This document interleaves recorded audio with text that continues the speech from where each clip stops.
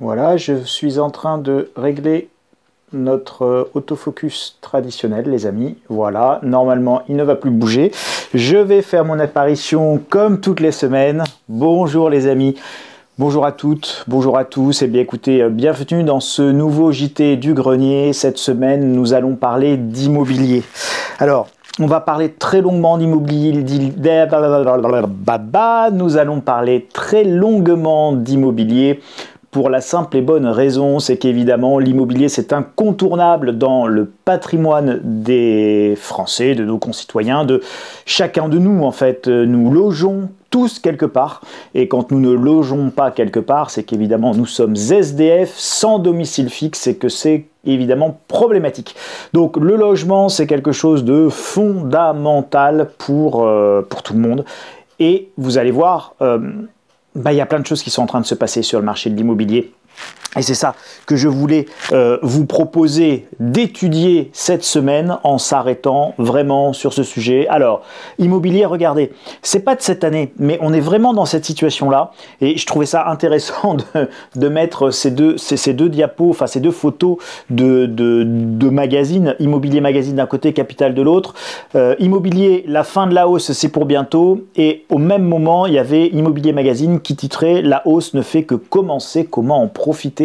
Et aujourd'hui, on est exactement dans cette situation-là, mais que se passe-t-il? Que va-t-il se passer? On est dans une espèce de bulle, de parenthèse, de bulle économique, et cette bulle économique, elle est générale. C'est-à-dire qu'aujourd'hui, on a décidé, je ne le critique pas du tout, j'ai même été plutôt défenseur de cette approche, de dire on doit injecter autant que ce qu'il faut, mais on doit sauver les entreprises, sauver les emplois, sauver le système économique. On confine pas, ça c'est un autre débat, mais en revanche, on doit sauver tout ce qui est sauvable. Et donc, on est en lévitation, et donc on ne sait pas trop ce qui va se passer, on ne sait pas trop de quel côté ça va retomber. Alors, immobilier, c'est un petit peu le titre que je voulais donner à cette vidéo, à ce JT, c'est entre crack et bulle. Mais c'est surtout une grande transition, c'est la grande transition. On a parlé du grand reset, et on en reparlera d'ailleurs parce que c'est un sujet fondamental, mais sur l'immobilier, il va y avoir une immense transition, une très très grande transition. Elle a déjà commencé. Elle va s'opérer, elle va chambouler complètement les repères immobiliers que vous pouviez avoir, et je pense notamment aux plus jeunes. Alors les vieux comme moi qui ont plus de 45 ans, on a connu une époque où l'immobilier était pas cher, où personne n'en voulait, où être propriétaire, c'était même considéré comme complètement ringard. Quoi, tu t'endettes sur 25 ans, mais t'es trop con, t'as qu'à rester locataire, c'est quand même vachement mieux, tu pars quand t'as envie. Et puis, quelle idée d'acheter un truc dont le prix baisse tout le temps, puisque... Et bien évidemment, à la fin des années 90, l'immobilier venait de baisser pendant quasiment 10 ans et avait connu une forte période de baisse. Donc les plus anciens, eux, se souviennent qu'un marché immobilier, ça monte pas toujours. Mais les plus jeunes, et on va dire jusqu'à 30, même la toute petite quarantaine, les gens n'ont pas connu, n'ont pas vécu des marchés immobiliers baissiers. Seuls les plus vieux, dont je fais désormais partie avec ma barbe grise, savent qu'un marché immobilier, ça peut aussi être baissier. Et donc, je vais vous parler de cette grande transition qui n'est pas que énergétique, qui est aussi énergétique évidemment, mais qui n'est pas que énergétique. Alors, de quel côté va pencher la balance, les amis? Du côté, j'allais vous dire, du côté des taureaux, des bulles, mais ça, c'est le petit ours, c'est les bières. Ma femme m'a changé, elle m'a changé mes trucs de place. Alors, pour la petite histoire, ça c'est un petit ours et ça c'est un petit taureau. Et dans le langage des boursicoteurs, des marchés aux États-Unis, à Wall Street, qui reste la Mecque évidemment des marchés financiers, le bear, c'est-à-dire le petit ours, symbolise la baisse et les forces baissières, tandis que le bull, le taureau, symbolise la force de ceux qui veulent faire monter les marchés. Donc là, vous avez l'illustration du marché haussier et ici l'illustration du marché baissier. Par analogie, nous avons donc ici classé les facteurs de baisse, ici classé les facteurs de hausse pour le marché immobilier. Crise économique, incertitude, chômage, resserrement du crédit, obsolescence immobilière, fiscalité évolutive et très dure, très confiscatoire sur l'immobilier. Impayé de loyer d'un côté, j'ai pas envie d'acheter. Et de l'autre, des taux qui sont très bas, un actif tangible qui peut me permettre de protéger évidemment mon patrimoine, un effet de levier puisque je peux recourir à l'emprunt pour acheter quelque chose qui ne m'appartient pas, un rendement qui reste positif si on se débrouille bien par rapport à des rendements négatifs ou proches de zéro, surtout que on me prête de l'argent pour acheter de l'immobilier avec un effet de levier alors qu'on ne me prête pas d'argent pour acheter un contrat d'assurance vie, évidemment une protection contre l'inflation. Alors, qu'est-ce que je fais ? J'achète ou j'achète pas? Je suis taureau ou je suis ours? Je suis bière ou je suis bulle?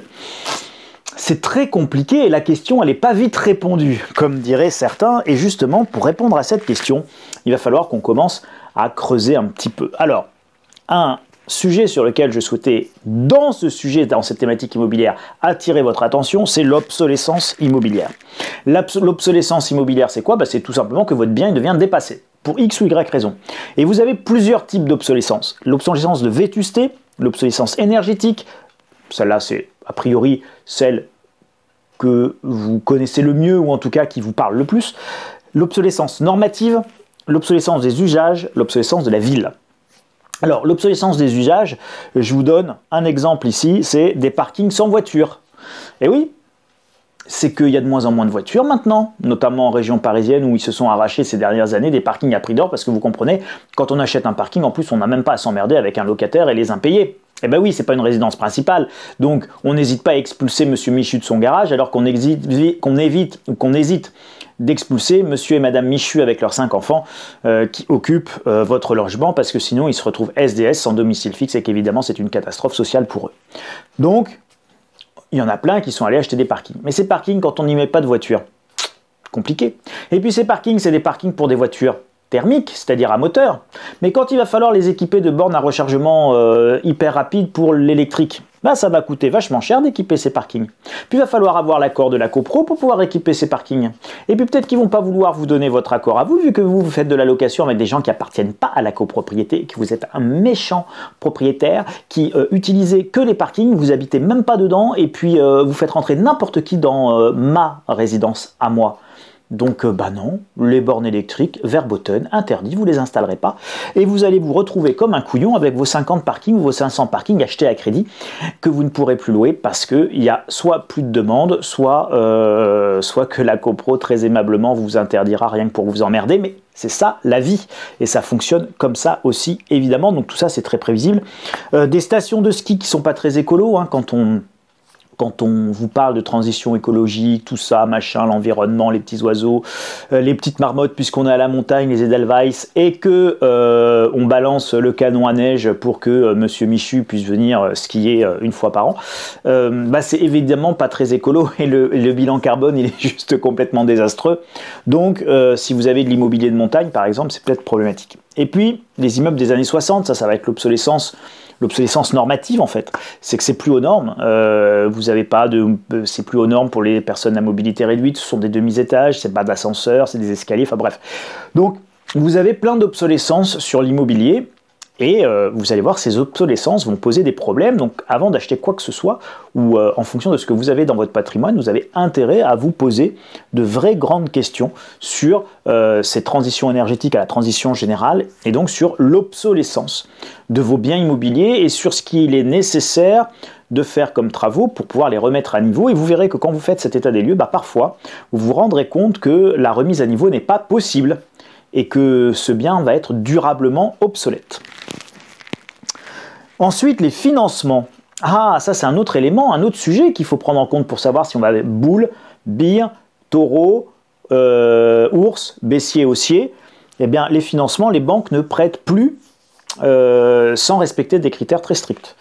Les banques ne prêtent plus aux gens qui travaillent dans les secteurs sinistrés. La restauration, l'hôtellerie, vous arrivez avec votre CDI, oui je travaille aux hôtels Accor, non, les hôtels Accor, comme dit Nicolas Canteloup quand il imite Nicolas Sarkozy, qui est administrateur des hôtels Accor, lorsque vous travaillez aux hôtels Accor et qu'on ne sait pas si votre CDI va encore durer ou pas et que vous êtes au chômage partiel, et bien évidemment on ne vous prête pas. On ne vous prête pas quand vous êtes dans l'aéronautique, on ne vous prête pas quand vous êtes dans l'automobile, enfin en tout cas très difficilement. Donc c'est compliqué évidemment de trouver des financements pour de plus en plus de gens. Les banques prêtent de moins en moins aux entreprises pour acheter, même si les taux restent très bas. Les conditions d'octroi de crédit se durcissent, ce qui fait qu'il y a de moins en moins de gens qui aujourd'hui sont financés. Alors c'est super pour ceux qui, eux, vont pouvoir continuer à l'être, évidemment. Ça va être des grandes opportunités d'achat, mais pas tout de suite. Alors l'immobilier haussier ou baissier? Alors toujours pour continuer à essayer de répondre à cette question, encore un autre élément de réflexion qu'il faut que vous preniez en compte évidemment dans vos cogitations et dans vos stratégies personnelles, c'est l'immobilier. Mais lequel, mon brave monsieur? Vous me parlez de quoi? De quel immobilier? Vous me parlez de l'immobilier résidentiel de votre résidence principale en région parisienne, dans une banlieue où vous êtes au pied du métro? Ou vous me parlez de l'immobilier locatif au pied du RER en grande périphérie, dans le Grand Paris, comme on dit aujourd'hui, où il y a pléthore de biens qui sont en train de sortir en Pinel et en loi de défiscalisation et qui peut-être ne trouveront plus preneur dans quelques années? Vous me parlez du locatif, de l'immobilier locatif pour faire du placement justement, mais vous me parlez de meublé ou de non meublé? Vous me parlez de meublé Airbnb et ce qu'on appelle l'immobilier meublé comme ça de tourisme que vous n'avez quasiment plus le droit de faire aujourd'hui. Et j'en parle, il y a eu des modifications juridiques extrêmement fortes et donc c'est très compliqué. Et donc d'ailleurs, on a de grands changements là-dessus et donc les gens fuient massivement aujourd'hui Airbnb pour plein de raisons et j'y reviendrai. Vous me parlez de l'immobilier de bureau? L'immobilier de bureau, c'est très compliqué l'immobilier de bureau parce que l'immobilier de bureau, quand je fais du télétravail, même si je ne fais du télétravail qu'un jour par semaine, un jour par semaine, c'est 20% de besoin de locaux en moins puisque je vais avoir en permanence 20% de mes effectifs en télétravail sur 5 jours. Donc si j'ai 20% besoin de locaux en moins, j'ai 20% besoin de surface en moins. Et donc pour l'immobilier de bureau, c'est structurellement très mauvais. Et ça, c'est qu'un jour de télétravail, vous imaginez si c'est plus. Alors l'immobilier industriel, c'est-à-dire l'immobilier d'entrepôt par exemple, ça c'est l'inverse. J'ai besoin de beaucoup d'entrepôts aujourd'hui puisque j'ai envie de faire plein de livraisons Amazon et de e-commerce. Mais combien de temps ça va durer? Et est-ce que ça va pouvoir durer très longtemps si on ne peut pas assurer des livraisons qui sont extrêmement polluantes? Et puis livrer c'est très compliqué, c'est des chaînes logistiques qui sont désastreuses en termes de bilan environnemental. Donc un jour le sujet va se poser aussi peut-être sur le modèle économique des acteurs de la vente en ligne. On n'y est pas encore mais on s'en approche en fait. L'immobilier de commerce, ça vaut quoi aujourd'hui un fonds de commerce pour un restaurant ou un bar alors qu'ils sont fermés, qu'ils ne peuvent pas travailler et qu'ils sont pour le moment sous perfusion, mais beaucoup vont finir par tomber et puis on change d'usage. L'immobilier de loisirs et d'hôtellerie, ça vaut quoi aujourd'hui un fonds de commerce d'hôtel? Ils ne peuvent pas payer leur loyer, ils ont 8% de taux de réservation, ils sont occupés à 20% grand maximum. Comment voulez-vous pouvoir payer un loyer? Il faut un taux de remplissage de 50% pour payer votre loyer. Il faut environ 10% de taux de remplissage pour payer vos charges courantes, c'est-à-dire l'eau et l'électricité, et il vous faut 50% de taux de remplissage pour être en capacité de payer votre loyer.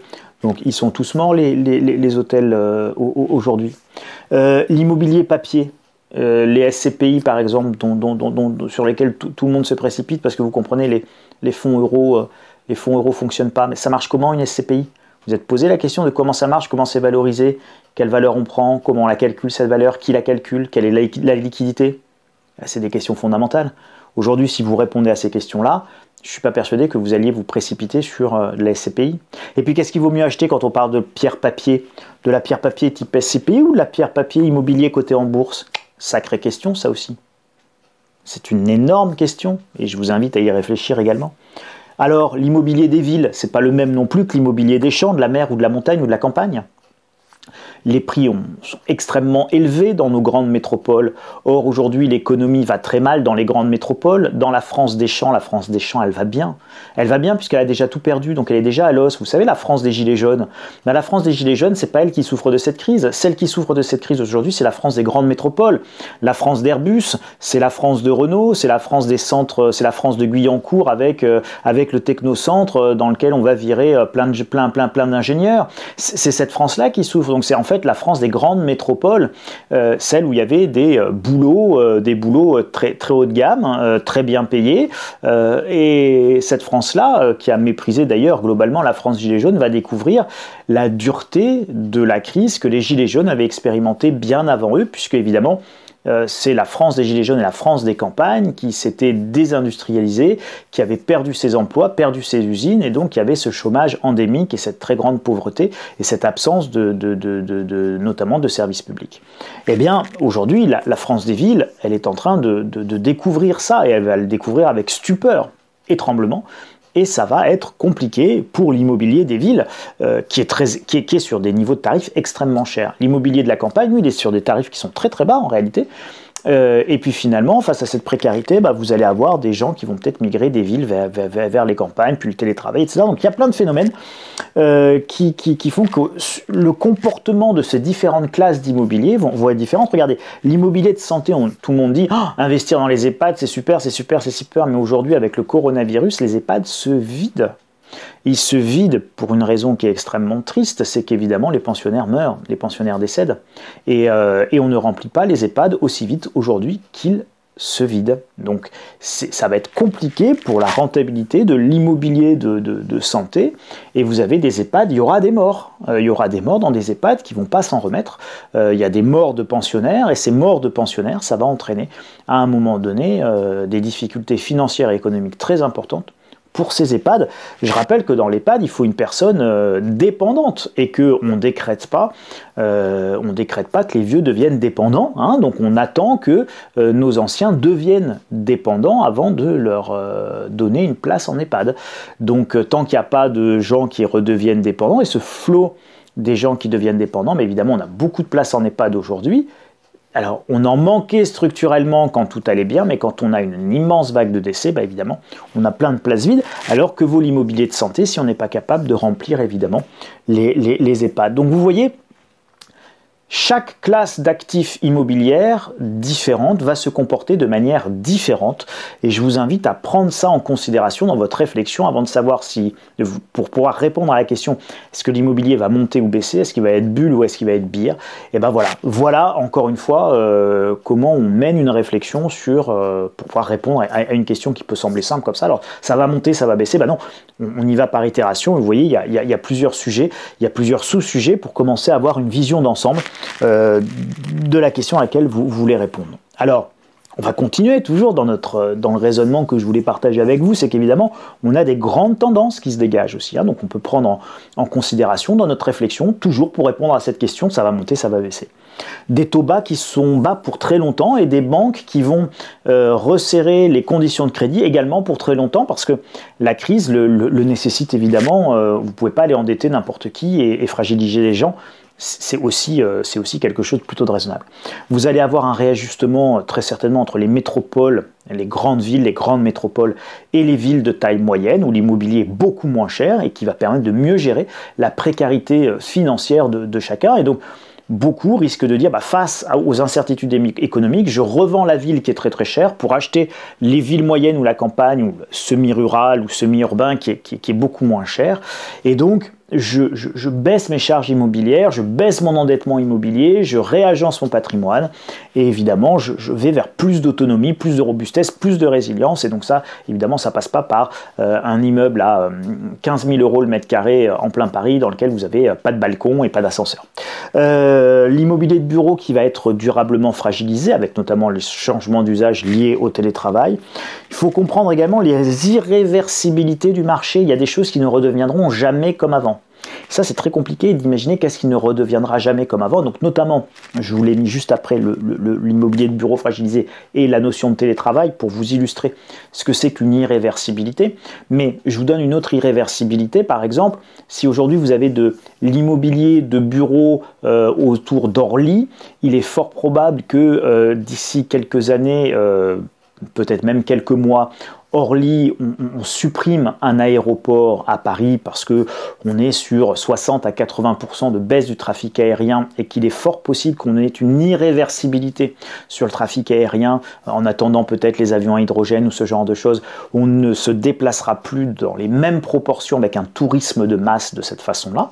Et donc, vous avez une irréversibilité, là par exemple sur l'immobilier autour d'Orly, qui sera l'aéroport parisien, qui a priori serait fermé, ce serait bien Orly par Roissy, ce qui est logique, parce que l'infrastructure est bien meilleure à Roissy qu'à Orly, donc si on devait en garder qu'un, ce serait Roissy-Charles de Gaulle et pas Orly, et donc vous avez de l'immobilier autour d'Orly, ben, ça va être une catastrophe pour vous par exemple. Donc les irréversibilités, il faut essayer de les penser, de les imaginer en fonction de votre situation et de votre cas spécifique. Et la raréfaction durable, par exemple de l'offre de logements neufs. Aujourd'hui, vous avez entre 35 et 40 millions de logements dans ce pays.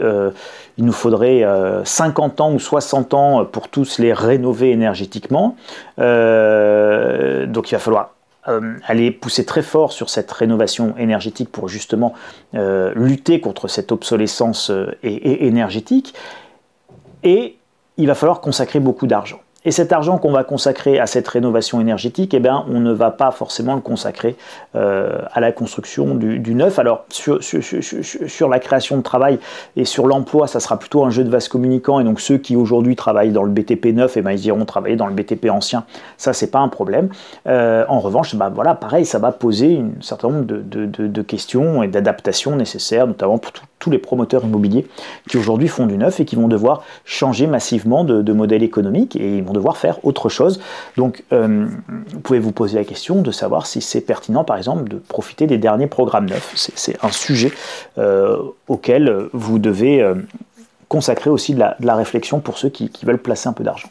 Dans un monde qui change, l'immobilier va changer aussi. Il ne faut pas imaginer que toute la société change et que l'immobilier reste un truc qui ne va pas changer et qui va continuer à vivre de la même manière qu'il a toujours vécu depuis 2 siècles. Et ben non, c'est pas vrai. L'immobilier, il va changer pour s'adapter à quoi? Bah, s'adapter à tout ça, là, aux nouveaux usages, aux nouveaux besoins, aux nouvelles nécessités, aux nouvelles contraintes, aux nouvelles exigences des gens.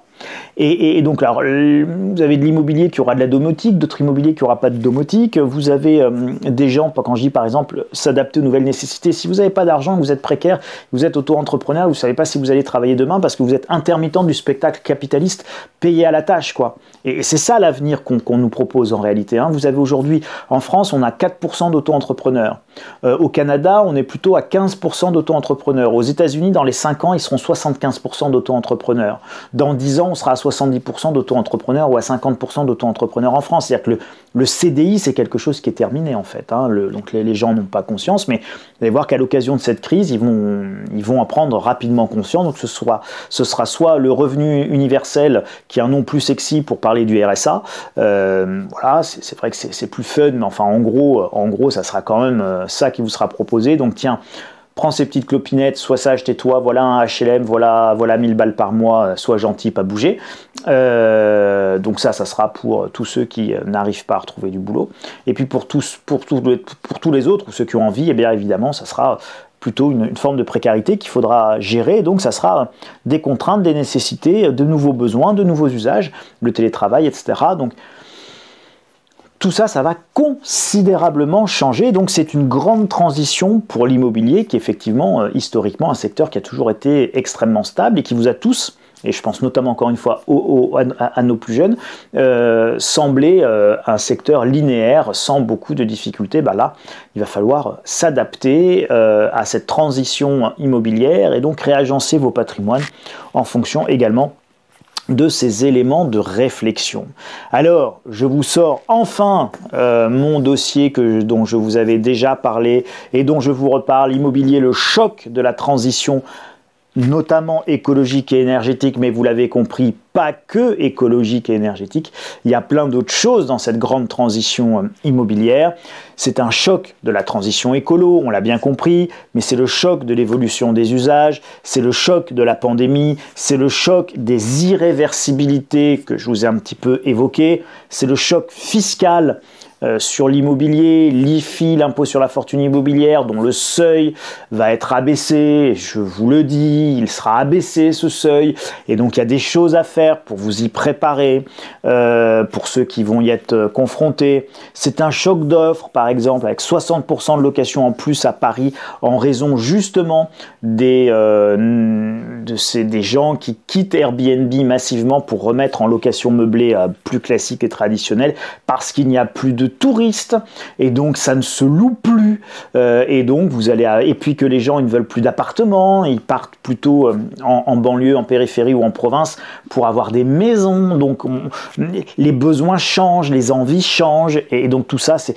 des irréversibilités, c'est les effets de la pandémie, effets durables, effets temporaires, feu de paille, changement de mentalité, c'est des vrais sujets, c'est des vraies questions, c'est extrêmement prégnant. La démographie, elle est fondamentale dans la logique immobilière. Il faut qu'il y ait une demande, il faut qu'il y ait de la solvabilité, mais il faut qu'il y ait une demande, il faut que la demande elle soit solvable, certes, mais il faut qu'il y ait une demande, il faut que vous ayez des gens qui ont besoin d'acheter de l'immobilier. Si les gens ils n'achètent pas de l'immobilier, ils n'achètent plus d'immobilier là où ils en achetaient avant, vous avez un déficit démographique, même s'il est localisé. Donc sur cette localisation-là, ben, vous allez évidemment avoir des chutes de prix, des baisses de prix conséquentes. Et donc, il y a des indicateurs de baisse de prix qui sont à suivre et qui vous permettent d'anticiper ça. Il y a un timing de la baisse et je vous donne dans ce dossier mon timing de la baisse, mais qui n'est pas évidemment en claquement de doigts et au doigt mouillé ni à la louche, mais parce qu'il y a une analyse. Donc, je fais mon analyse et cette analyse, elle m'amène à un timing de baisse, avec tous les risques d'erreur que ça comporte évidemment, mais en tout cas il y a une logique intellectuelle et vous la découvrirez. Le moment du retour de la hausse, parce que je pense qu'il y aura une hausse, et où investir évidemment, ne pas investir, voilà le genre de questions ou de sujets que je détaille en plus de plein de choses que je viens de vous dire et plein d'autres choses que je ne vous ai pas dites et que je réserve à mes abonnés à la lettre stratégie. Voilà, donc sur l'immobilier, ça va être une grande mutation, un grand changement, et je vous invite à beaucoup réfléchir. N'oubliez pas que quand on investit 150 000 euros, hein, c'est le montant moyen, 150 000 euros, qu'on s'endette sur 20 ou 25 ans, on réfléchit avant d'investir dans l'immobilier et on n'hésite pas à s'abonner à la lettre stratégie, un investissement de 98 euros par an.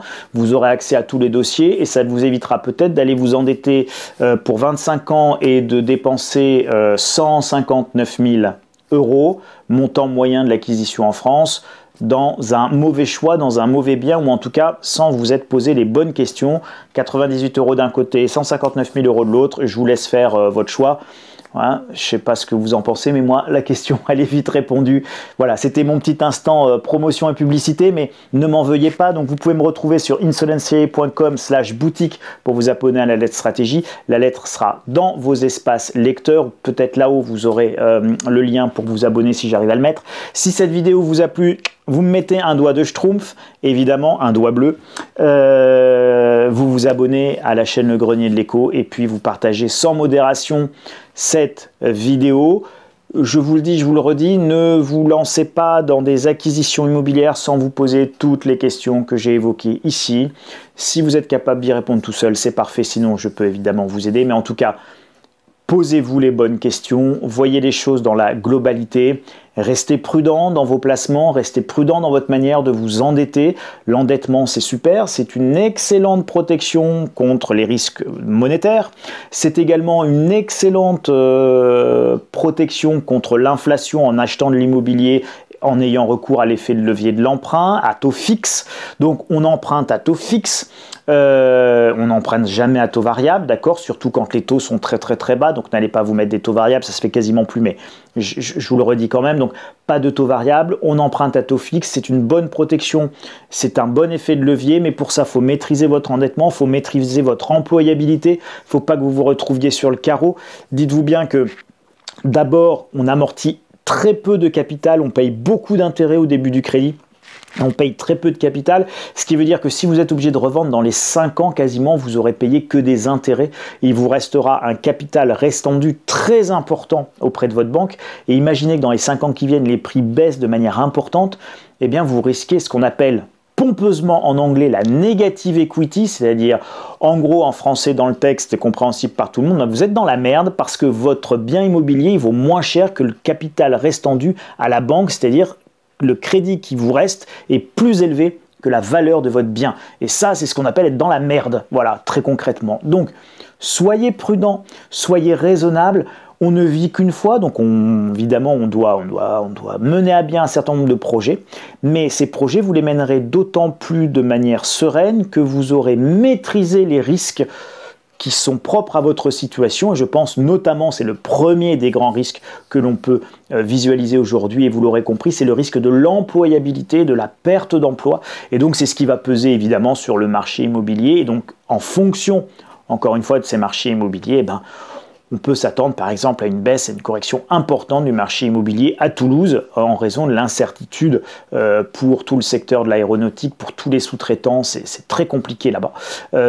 Et donc ce sera très compliqué sur le marché immobilier qui était tiré par les cadres évidemment de l'aéronautique, qu'ils soient chez Airbus ou chez les sous-traitants, tous les sous-traitants de 4e, 3e ou 5e rang, ils s'en sont débarrassés, quoi, voilà, donc ils sont rentrés dans leur SS2I, etc. Et donc c'est compliqué pour eux.